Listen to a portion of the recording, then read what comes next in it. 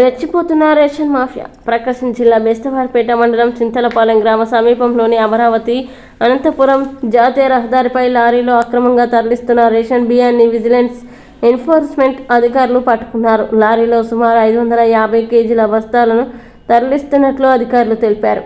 కంభం మండలం ఎర్రబాలెం గ్రామం నుంచి నెల్లూరుకు ఈ రేషన్ బియ్యాన్ని తరలిస్తున్నట్టుగా అధికారులు చెప్పారు. లారీని సీజ్ చేయడంతో పాటు పట్టుకున్న రేషన్ బియ్యాన్ని ఖమ్మం ప్రభుత్వ గోదాములకి అధికారులు తరలించారు.